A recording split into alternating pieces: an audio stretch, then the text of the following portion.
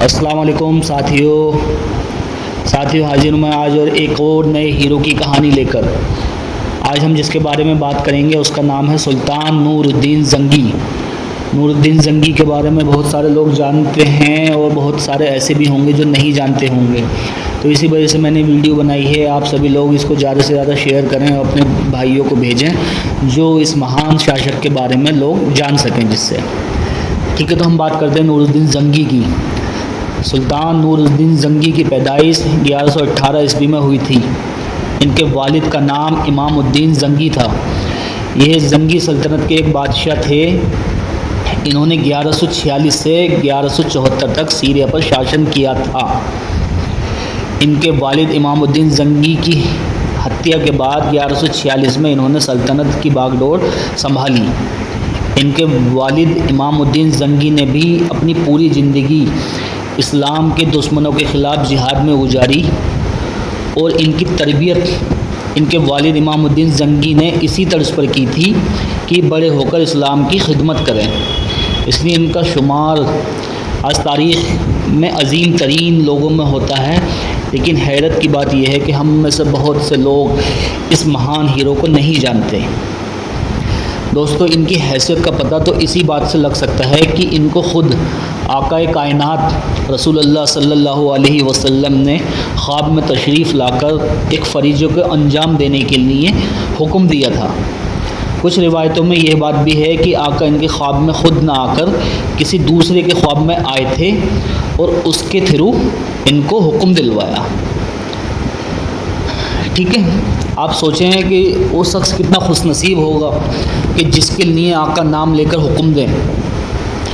آپ نے واقعہ سنا ہوگا شاید کہ ایک بار کچھ یہودیوں نے آقا کائنات کے روضے مبارک سے آپ کا جسم اقدس نکالنے کے لیے جنت البقیع سے ایک روضے مبارک تک سرنگ کھود دی تھی۔ یہ سرنگ اتنی طویل تھی کہ کچھ روایتوں میں یہ کہا گیا ہے کہ حضرت عمر کے پیر کا انگوٹھا دکھنے لگا تھا۔ اس پر آقا نے نور الدین زنگی کے خواب میں آ کر ان کو اس واقعے کے بارے میں بتایا۔ نور الدین زنگی اپنا سارا کام کاج چھوڑ کر مدینہ پہنچے اور انہوں نے ان یہودیوں کو پکڑ کر ان کے انجام تک پہنچایا۔ اور آج کیا وقت آ گیا کہ ہم اس مہان ہیرو کو جانتے تک نہیں ہیں، ہم اس کو بھول بیٹھے ہیں، جس نے حکمران بن کر سماج کو سدھارنے کی بہت ساری کوششیں کی تھیں۔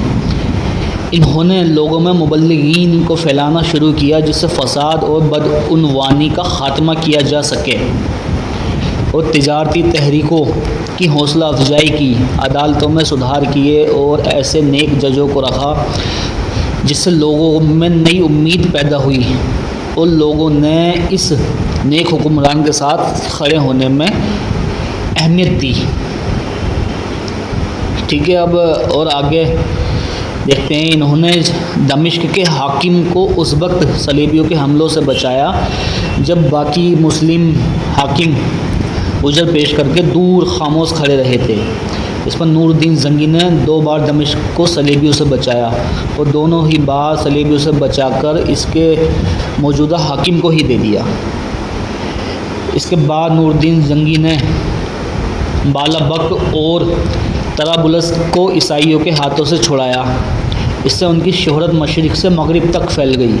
اس کے بعد نور الدین زنگی نے القدس کو دوبارہ حاصل کرنے کے لیے کوشش شروع کر دی۔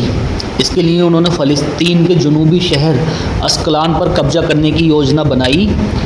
اس کے لیے انہوں نے دمشق کے حاکم سے فوج مانگی اور اس حاکم نے بہانہ بنا کر فوج دینے سے منع کر دیا، جس حاکم کو انہوں نے خود 2 بار صلیبیوں سے بچایا تھا۔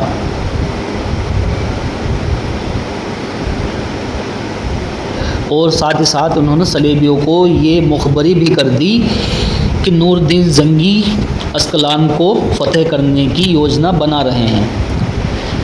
اس کا پتہ چلنے کے بعد نور الدین زنگی نے دمشق پر چڑھائی کر دی اور دمشق کے حاکم نے نور الدین زنگی سے وفاداری کا عہد کیا اور جنگ ٹالنے کے لیے دمشق کی حاکمیت نور الدین زنگی کو سونپ دی۔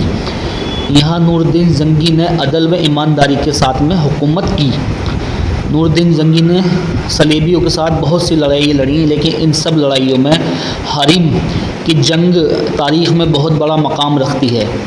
یہ جنگ 1164 عیسوی میں لڑی گئی تھی۔ اس کی اہمیت کا اندازہ اسی بات سے لگایا جا سکتا ہے کہ اطراف کے تمام صلیبی بادشاہوں نے اس جنگ میں حصہ لیا،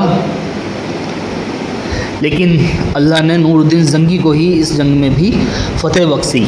اس جنگ میں لگ بھگ 10,000 سے زیادہ صلیبی مارے گئے اور اتنے ہی لگ بھگ قید کیے گئے، اور کئی سارے حاکم بھی اس جنگ میں قید کر لیے گئے۔